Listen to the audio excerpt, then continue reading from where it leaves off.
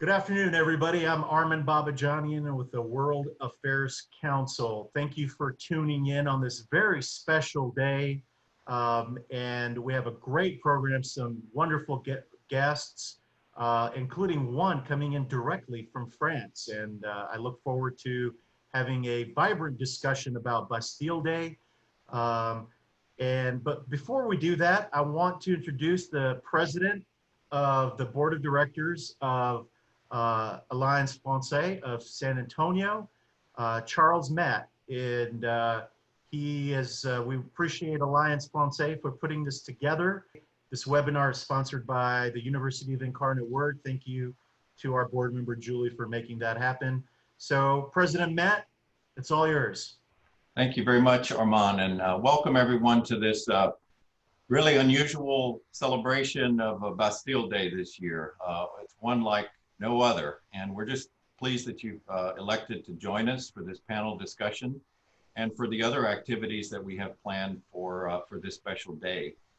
For those of you who may not be familiar with the Alliance Française, the organization is devoted to friendship between people who are interested in France, interested in the French language and culture, and those of us here in San Antonio. We offer classes. We do anticipate offering classes through Zoom this fall.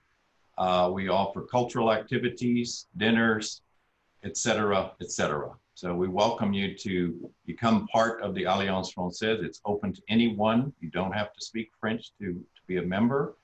There will be a link to our website on the chat box for this discussion, and it will have information about some of the other activities that we have planned for this year's Bastille Day. I'd like to thank Armand and the World Affairs Council for partnering with us to make this discussion possible. And I'd certainly like to thank each and every one of you who will be on this panel. Each of you have contributed in such special ways to the success of the Alliance Française. We thank you for your friendship. Thank you so much for taking your time to be here today. And with that, I'm going to cut out and leave it to all of you good French people to talk about Bastille Day. Merci beaucoup. Au revoir. Au revoir. Au revoir. Au revoir. Thank you, President Charles Matt, Board of Directors of Alliance Française in San Antonio, Texas. So appreciate them approaching us for this wonderful opportunity to talk about a very important day for the French people and a lot of French Americans.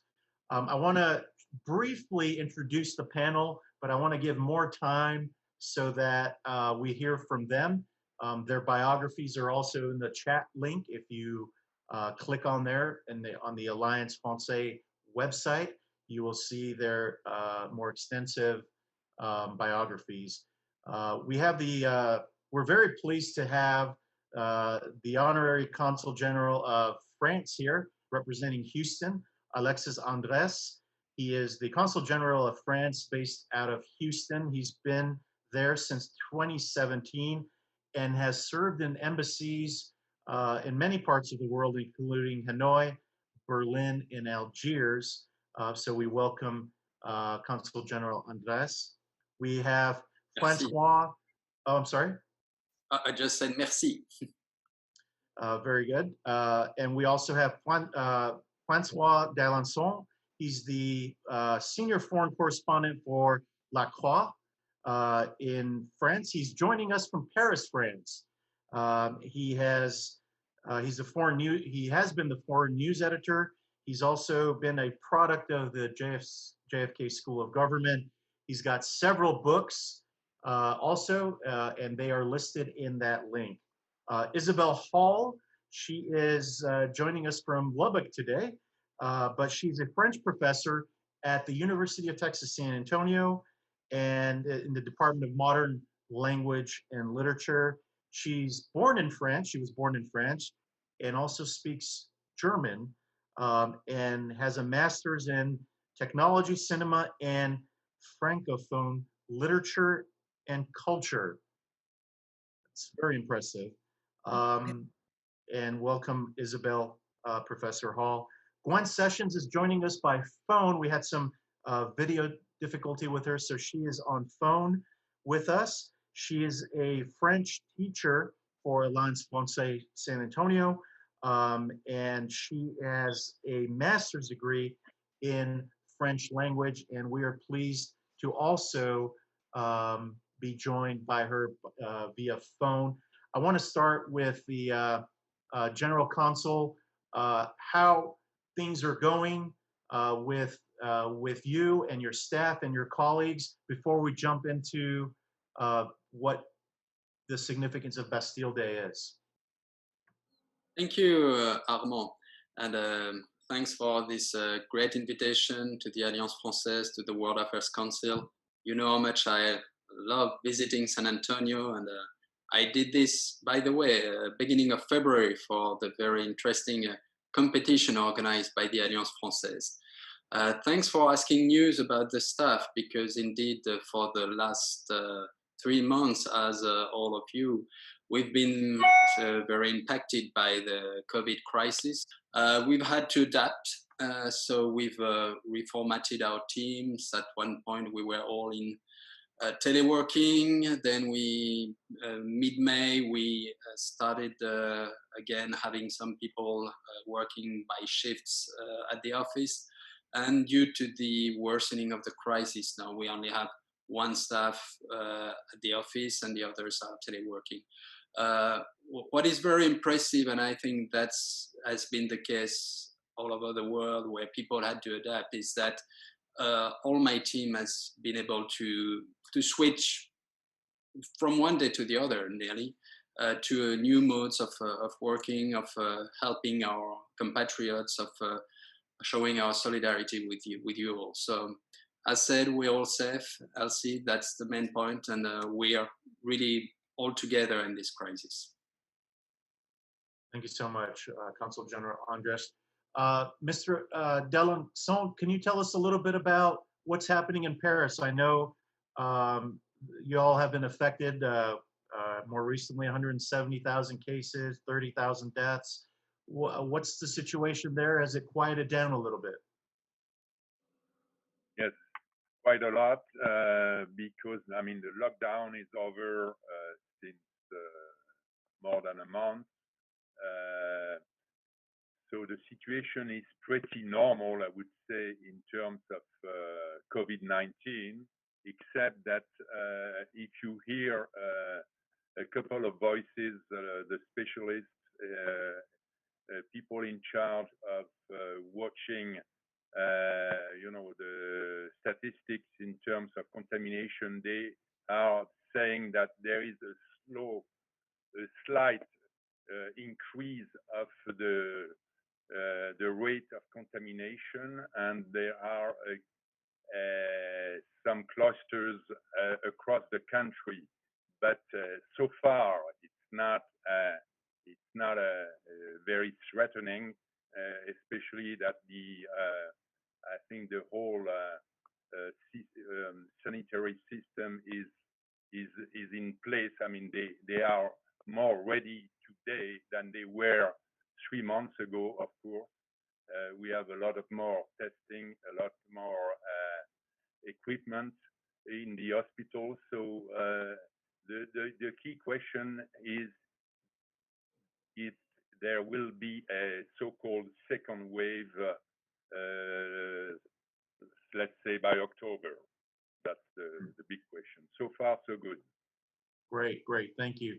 And Professor Hall and Gwen Sessions, you teach at UTSA, and Yes. then Gwen, if you could also just tell us how the world looks to you right now from your perspective.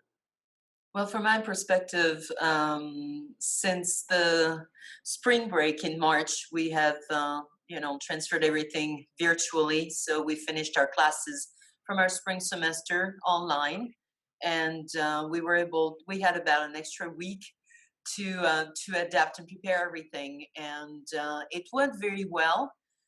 We were all very worried because for most of us, it was the first time online, and being used to teaching face-to-face, it was an interesting change. But the students reacted, I would say, for the majority of the students, everybody reacted really well, and we adapted very well, and we finished well. I was able to teach a class during summer one that I just finished last week.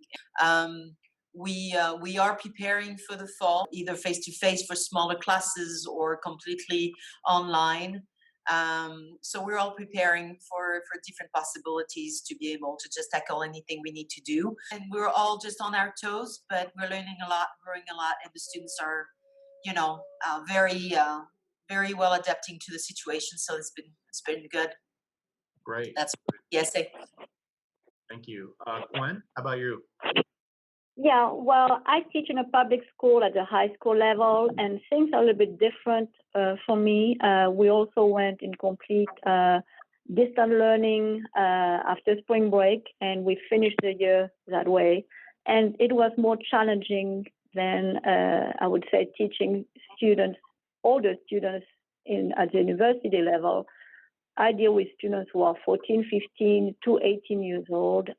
Traditionally, and talking to all my colleagues, French teachers here in San Antonio, we're all facing the same issues, a lot of technology issues, students who had a lot of challenges, actually. Participation was, for all kind of reason, not where it should be. So I think we took a lot of time to reflect and start to be ready for the school year. And we have a lot of questions. At this point, it is not known if we are going to be teaching face-to-face or if we're going to be in a distance learning mode again, or maybe a hybrid combination, partly online, partly in class. At this time, it is not known. But we're trying to prepare the best to adapt as well. Thank you so much, Gwen.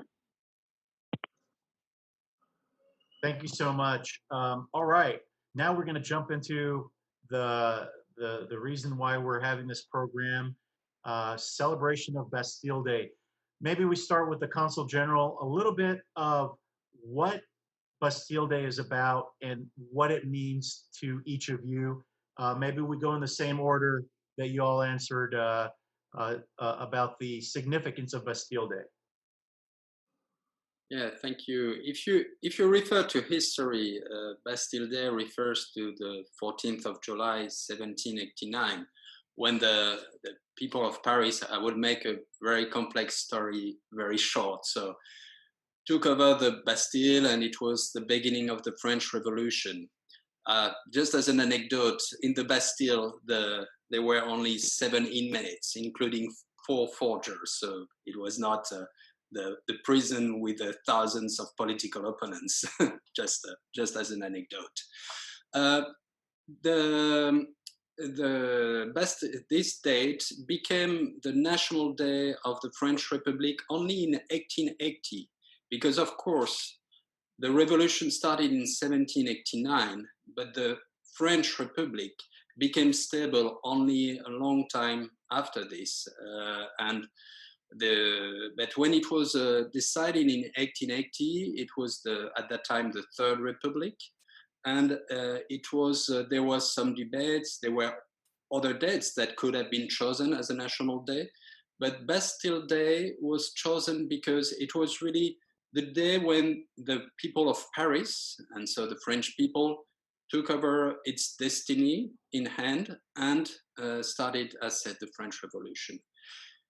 Since then, the 14th of July is the day when we celebrate our shared values of liberty, equality, and fraternity, and that's why it's a key date. And today, I think we'll go into more details about how we'll celebrate this very special year.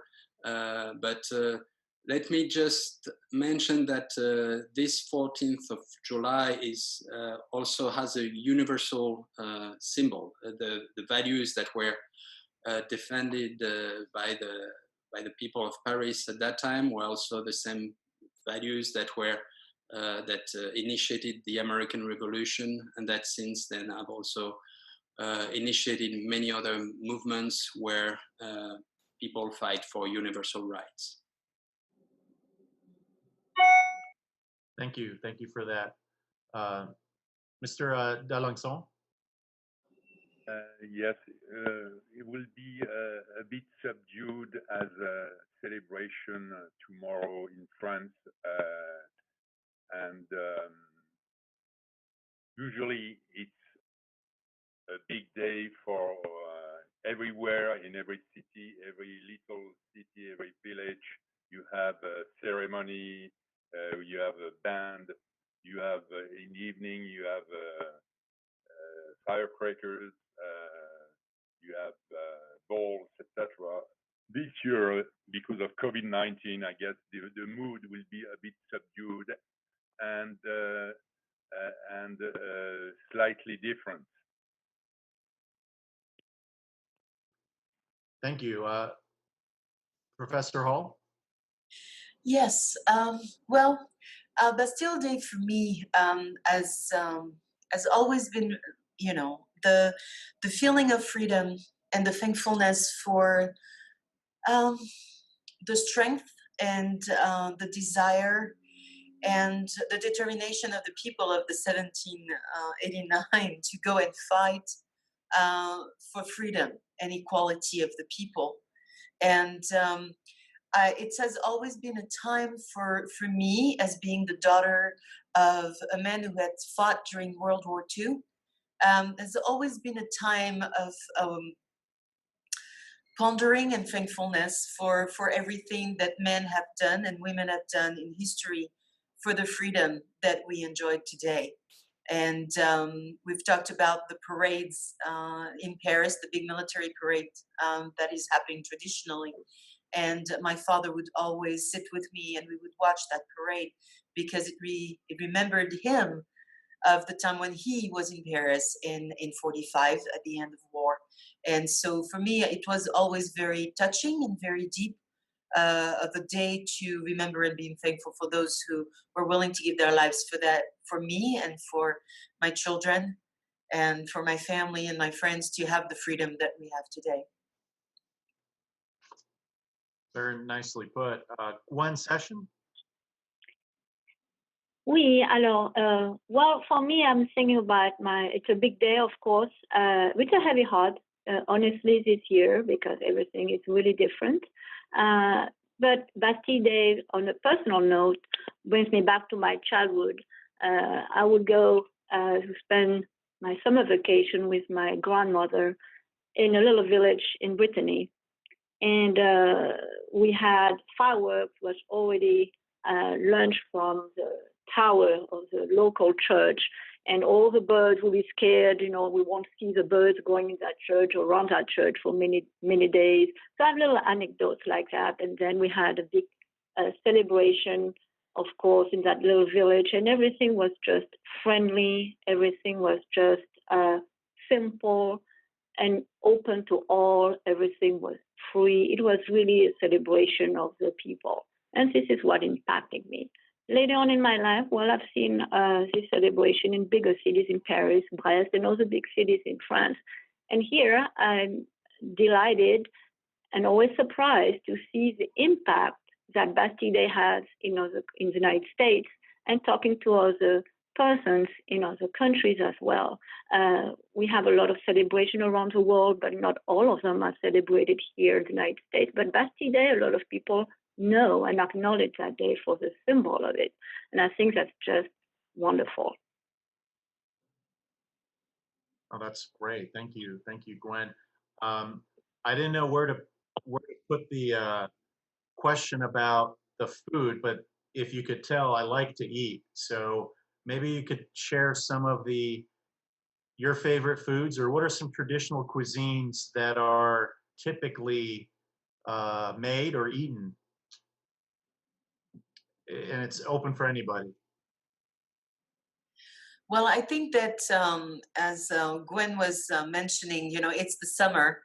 And in the summer, we are often traveling and with family or friends during vacation. And when it comes to food, for me, it's mostly in the last 20-something years as I've been living here in the States and going back in the summer.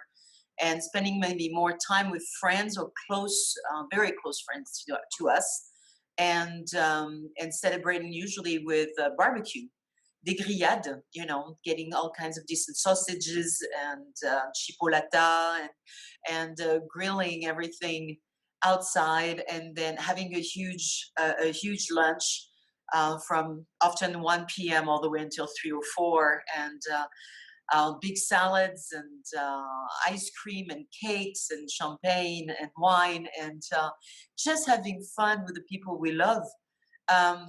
I wanted to add, since we're talking about this, a little bit more about my last 20 years, spending more time with my friends and friends with my American husband and children. And we would spend a lot of time with friends of ours in southern France. I'm from Marseille, so I'm from down there.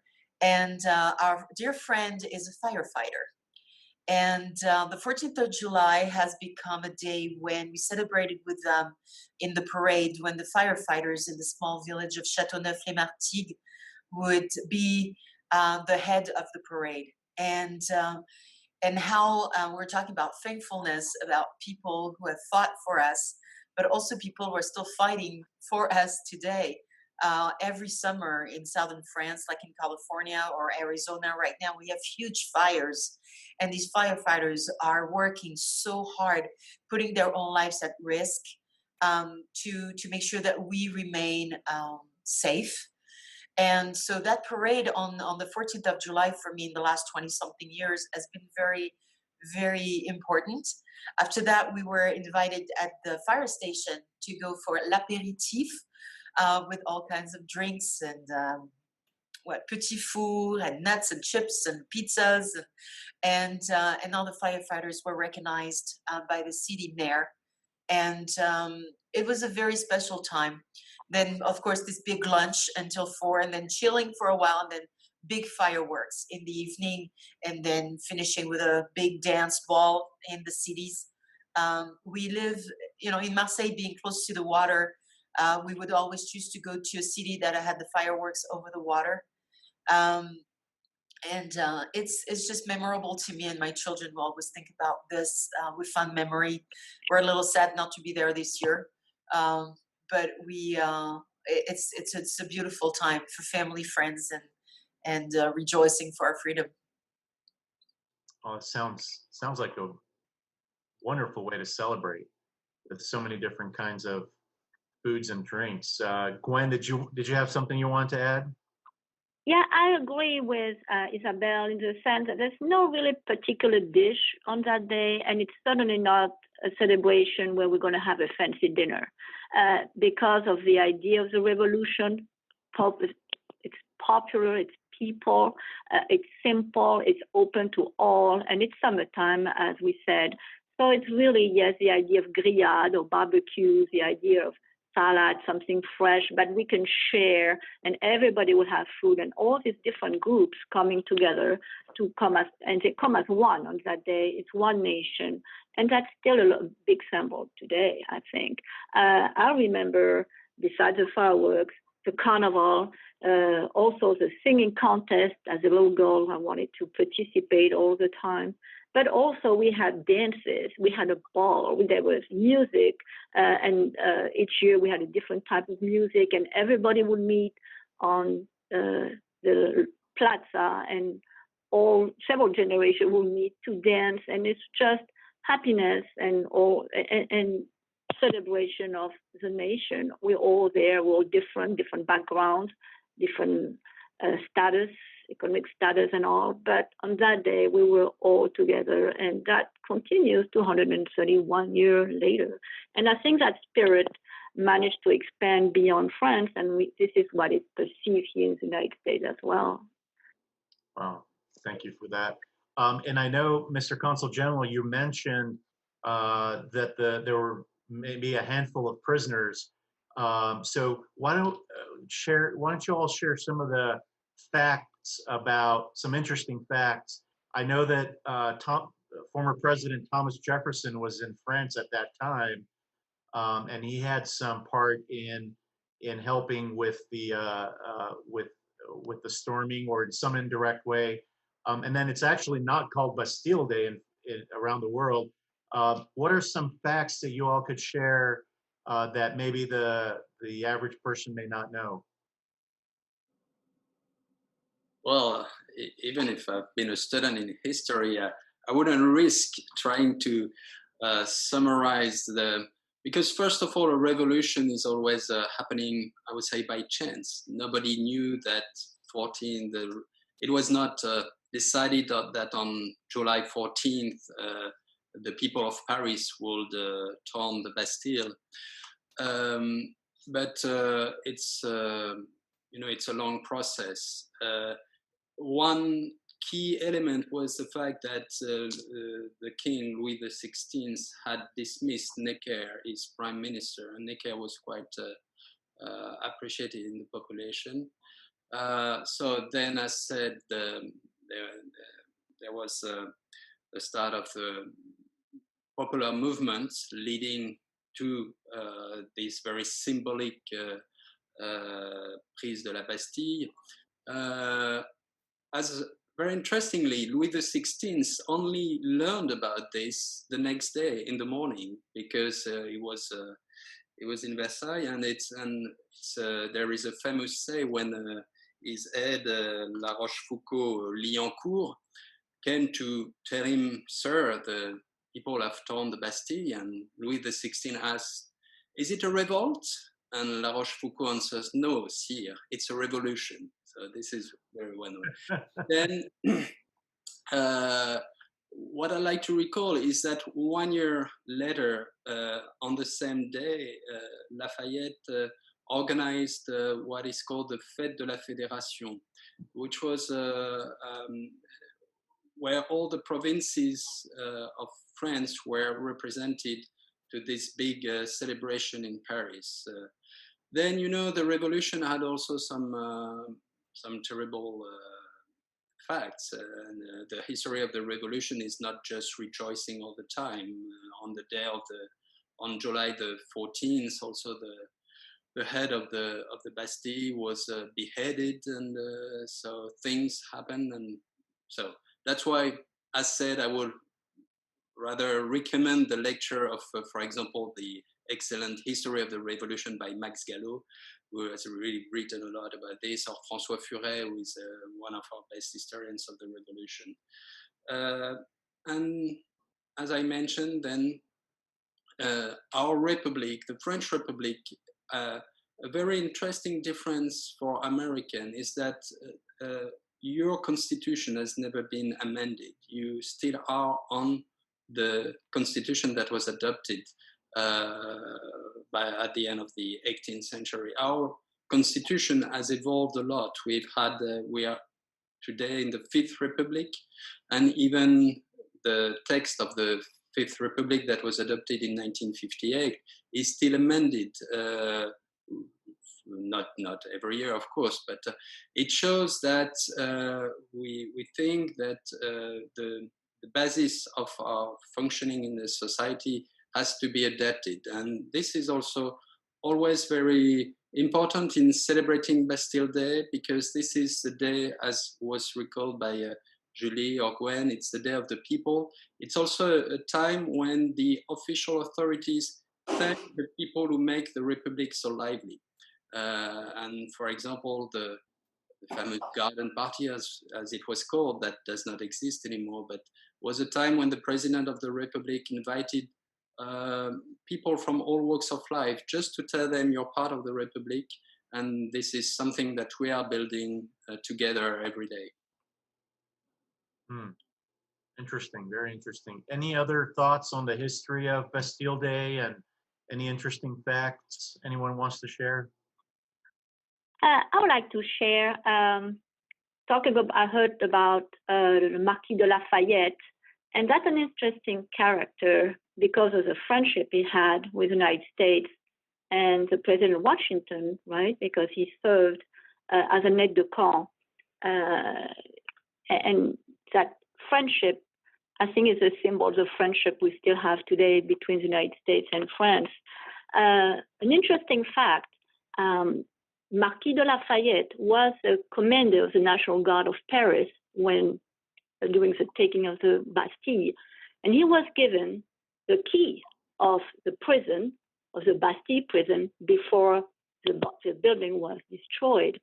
So when he had his key, he decided to offer that key to Washington, to President Washington, as a symbol of he was happy with the progress of the revolution, and he sent that key to the United States, to Washington. And that key is now in a glass case in Mount Vernon in a home museum, Washington Home Museum, and you can still see that. And a lot of people don't know this, and I think it's fascinating and such a great symbol of our friendship, the friendship between our two countries. Wow, that's something definitely to see to those visiting Mount Vernon. I haven't been there, but I look forward to seeing that exhibit as well. Any other thoughts about facts, myths, or any other interesting tidbits you want to share? Well, there's a thought that came to me when we talk about, Lafayette and Jefferson and Washington. I was watching the show Hamilton with my daughter the other day, and it's very popular. Several years ago, she learned all the songs, and she wanted to see it again. And we watched it together. And as we were watching the American history unfold, of course, France came up, and well, there is the conflict between Hamilton and Jefferson. Different points of view of whether they needed to be there and back up France or not. But I think it was interesting, again, to see with my daughter the intricate relationship between our nations. And when we go back to the revolution, we came, and Lafayette was there to help, and Jefferson was there. I mean, I would say the American nobles or the revolutionaries learned a lot from the French philosophers and the Enlightenment movement, and then we came and helped the revolutionaries, and then there was this connection between Jefferson and Lafayette and Washington, and there was this connection, and I think that through history there's always been this connection of I'll back you up and I'll be there in difficult times, and it definitely happened again, First World War and Second World War, and always to fight for the freedom of the people and the unity and the equality of everyone. And I am, I look at these shows and I think like Hamilton, and I think of the new generation, and or Les Mis, of course, Les Mis. My students learn so much through these that touch the history of France and how it brings its whole revolution to a different level for them. It just brings them, thanks to Victor Hugo, brings that to life, and it is very, very, very important for me, I think, to remember. And having celebrations like this here in the States with the people, either American or French, all together, always remind me that this is something we need to keep alive today. And through the difficulties and the disagreements, there have always been and there will always be. But I believe that as a French American family, we look at this as crucial for the well-being of our countries, but also I think the well-being of this world. These are friendships that are very important for the freedom of people in general. I'm glad you mentioned the youth. I wanted to, if it's open to everybody, the impact on the youth. We as Americans, we see a lot of youth involved in protests through the history of France. How did that set the tone for the youth of today? I would say that so Bastille Day is really, as was mentioned, a day where we put aside our differences.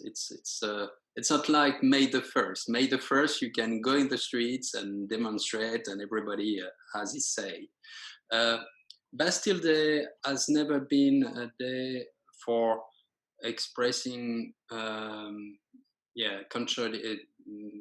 for expressing contest. I think French people like to take on the streets, and the youth, especially students, are very keen on going to the streets. But Bastille Day is a day of harmony of the nation, and I think this is very important.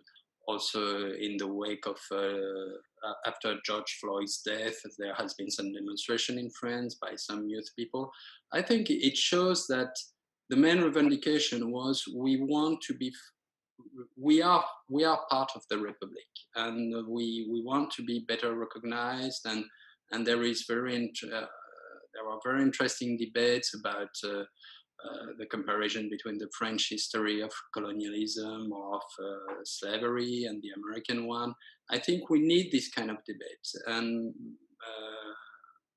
so it's but as said, Bastille Day is a day when we put aside those differences and we gather all together. I think, unfortunately, very sad. Let's remember Bastille Day has also been taken as a symbol for terrorists, as you remember in Nice in 2016. And the emotion that was not only in France, but all around the world, exemplified how this Bastille Day is a universal symbol, and that was not by chance that the terrorists decided to attack France on this day. Now, maybe just one interesting thing. François d'Alençon, we were talking about the military parade. I think there is a link between the question of why a military parade and how our military has evolved and how the youth is positioning towards this.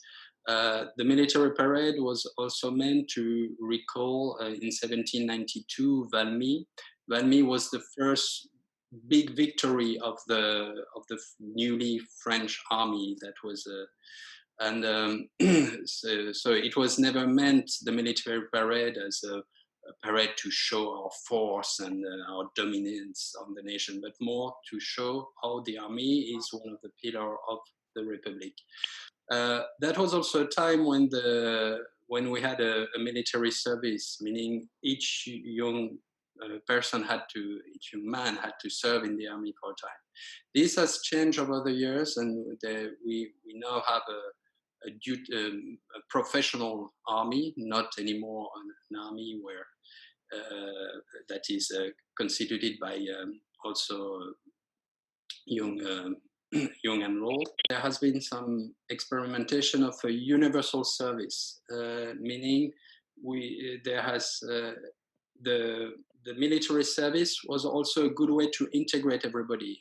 And the fact that we've suppressed this military service and that it was not replaced by something universal has led to reflections, and now to the institution of, as said, a universal service, meaning each young person, but François, please correct me because you are more acute with the French actuality, French news, but each young person between the age of 18 and 26 will have to spend 6 months for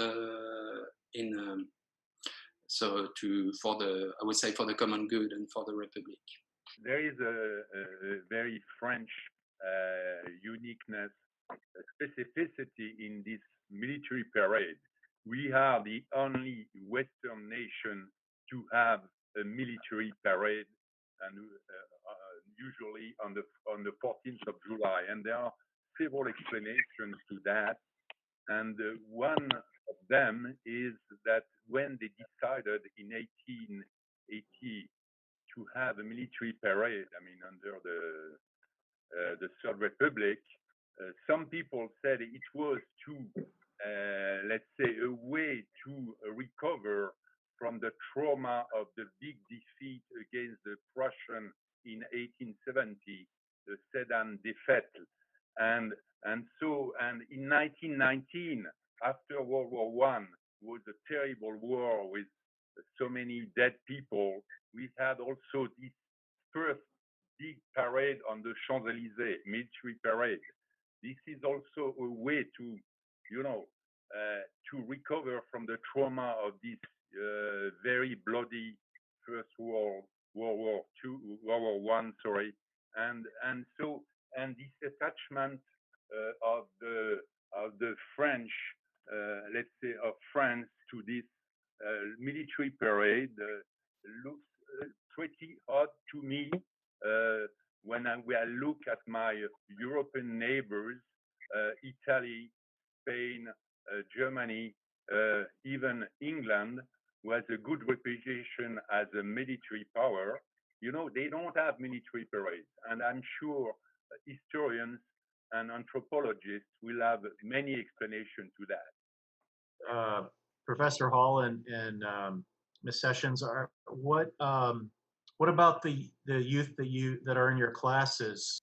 Well, for high school, unfortunately, this celebration is during summer, means I don't get to celebrate it while I'm in class with students. However, it amazes me to see the great impact that France has still. And my students know, all the students know about the French Revolution because it's part of the program that they have in history and social studies. They do study it at length. So when they are 16, 17, 18, they know about it and they refer to it and we discuss it. And it's a symbol of democracy, and that's what this day is about. For younger students, they hear a little bit French Revolution, they've seen some movies, but when they think about France, and my typical question is, how come did you took a French class? Well, why French for you? And I have all kind of reasons, but I still see for young students who start with me, 14, 15 years old, the prestige, the French prestige. They still know about all the culture, they know about movies, about something about paintings and art. They are fascinated by the language. They think about perfumes and fashion, and so things like that. Still, you know, students who live here in San Antonio, my schools typically students did not travel that much, but they still have this idea of a type of grandeur of France. And then they know about the revolution, the symbol, as they get, you know, deep in their studies. And that impacts me. So as a French living here, I perceive it like I'm an ambassador like all other French person living in other countries. And here, for example, we are ambassador of France, of our country. And it is fascinating to this day to see, for me, the impact that France has, a little country still has in the world. The democracy, the revolution really impacted in many ways the world. And I want to remember that today. Thank you, Gwen. Professor Hall, did you want to add something to that? Yeah, the same thing. I mean, with not being in class with them during the summer, you know, there's not a major celebration. I don't think many of them participate in the celebrations with the Alliance Française. But I think that they will more as we work together with the Alliance Française. Our consul pointed out that we had this competition in February. So the students of UTSA, you welcomed the high school students, and Gwen was there with her students, and Gwen was part of the committee that helped put this event together for the first time. And it's we gathered everybody to celebrate France and French-speaking nations around the world. And but as we get together, we talk more about the Alliance Française, and in San Antonio, Charles Matt has been doing a tremendous work to reactivate and do a lot of activities for the people in San Antonio. And now that we have created this friendship and alliance between several universities and the Alliance Française, now the students are becoming more and more aware of what's happening and what's in existence around them. when it comes, and so I have great hope that they will be more participating, and they go and eat a lot of at the French restaurants. Today, Bastille Day, there is both Sweet Paris, La Crêperie, and La Boulangerie that are, that have been getting ready for weeks for celebrating and offering French foods to all who would like to come and rejoice and with French food. And I know my students really enjoy these places, and they have been also very active in supporting us with their food in February for this event that we had with the UTSA students and the high school students of 2 of our districts. And so we have a better connection. I think there is more a stronger connections between all the different groups, whether it is the universities, the high schools, the Alliance Française, the restaurants, and even our consulate. And this is something that really brings even France and the unity of the French people and of France presently here in the States, in the eyes to our students. And they realize that we are active, that we're here, we're alive, and there is so much going on. You mentioned that, I studied with movies, and I mentioned, American movies or American plays or comedies and that bring the French history to life. But as we study, other movies, the French students learn the history, but still there is something that they know about. They don't know all the details. They often have questions, and we discuss that at all levels, from beginners all the way to very advanced students and through our culture classes. So they are aware, and they're very interested. And they're fascinated with the connection between our nations, and the fact that we really wanted the same thing. We wanted freedom and equality for our people. And going back to the youth, my children are in their early 20s, and this generation is very aware and very keen on equality, very sensitive to, especially my 20-year-old. She's very sensitive to the differences of the people and the importance of respecting the differences, but also understanding that there is this fraternity that is key, and the equality and the respect of other people, whatever their races, whatever the color of their skins, whatever their accents or their origin, or it's something that she's very, very opinionated about. And as she's grown up and I've had her friends in our home, I've seen this more and more in our youth. And so I think that it's not a surprise to see them on the street. It's not a surprise to see them unifying in something that is right, and wanting to make sure that maybe the older ones like us understand and remember that this is something that is very important, and that we need to put our differences aside to remember that we're one, and that we're all human beings, and that we do remember that the fraternity is the key to the happiness of humankind, and the respect of differences. So, but my students and the youth are very, very aware, and they are they want to make sure that that tomorrow will be better. You said that very nicely, and kudos to the Consul General's office and his staff, and all of you and the Alliance Française, because as someone who is out in the community, I see that there's a lot of activity. As we left with a few more minutes as we're ending this program, I was curious, are there areas in the United States where there is known to have a large French population?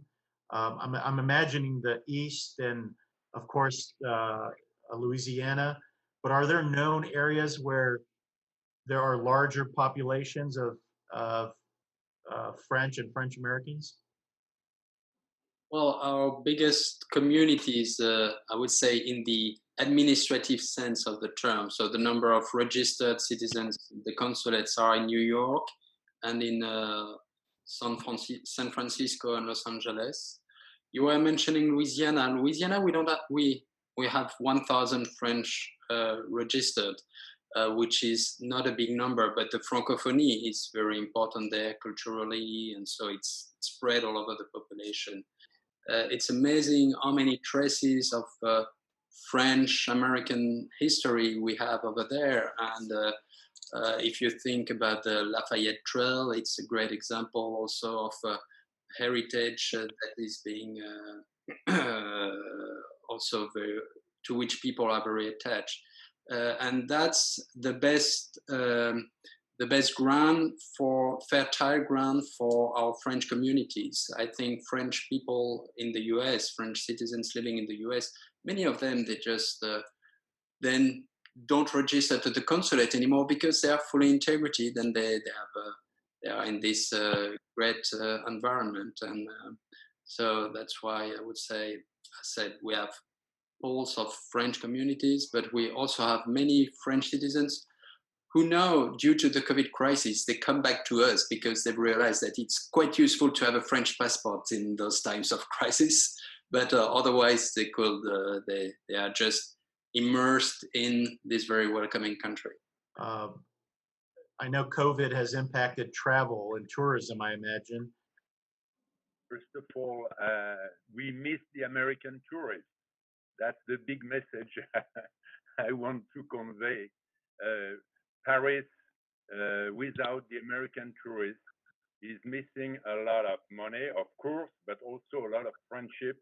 Right now, if you go to the Louvre Museum, you will have to wait only 10 minutes to see Mona Lisa instead of maybe of 1 hour or 2. And, you know, and so, yes, I hope the situation will be better next year. Well, I believe there is really a fascination that continues between Americans and French. Sometimes some misunderstanding, some stereotypes still, and disagreements. But there is still that fascination, that friendship that everybody mentioned today.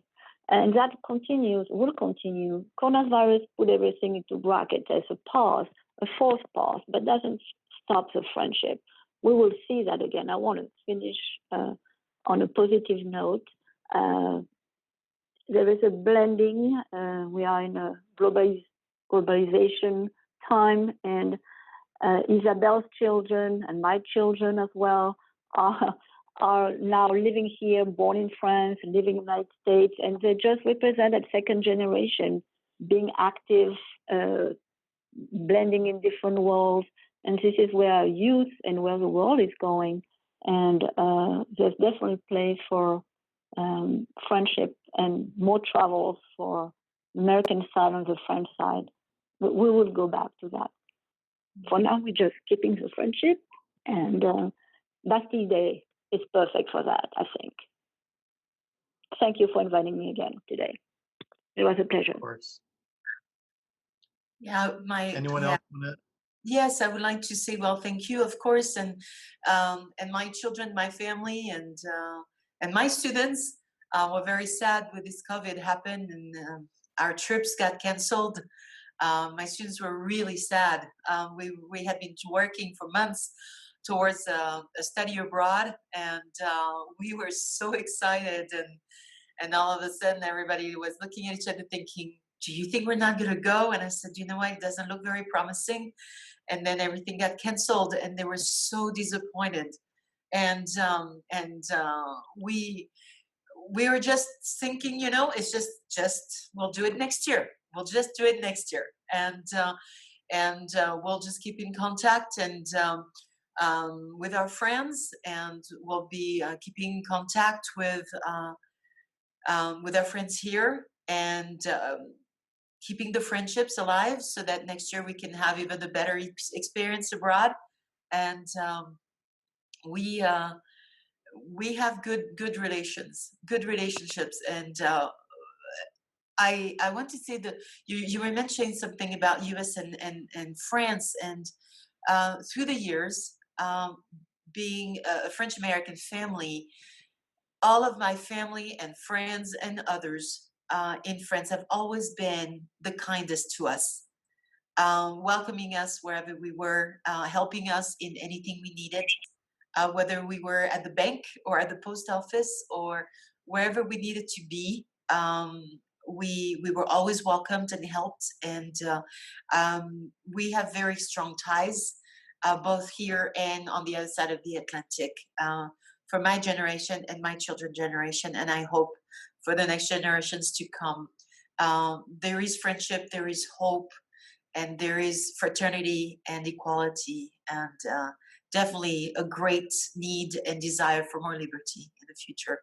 Thank you again for having me, and happy Bastille Day. Bonne journée. Merci. COVID has also given us, I would say, at the level of the embassy, especially the cultural services of the French embassy, has led us to deepen our reflection on how we shall address the new generations. Because we know, and you've said it wonderfully, Isabelle and Gwen, we know we can rely on so many French, of so many Americans who love French, who are interested in French culture and the reverse. But we also have to address other categories of the population who have some interest also in France and the Francophonie and all that.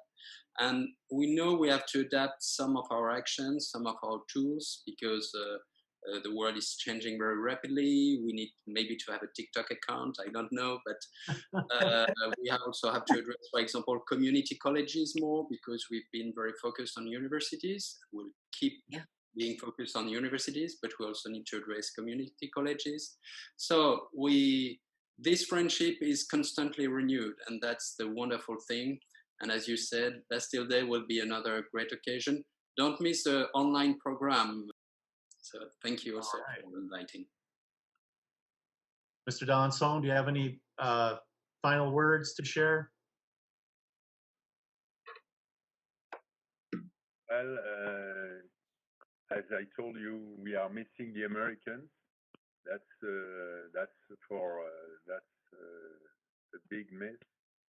And in terms of French-U.S. relations, I think it's, in spite of all the, whoever is in charge in the White House, there is a good relations in a lot of different fields, and it's pretty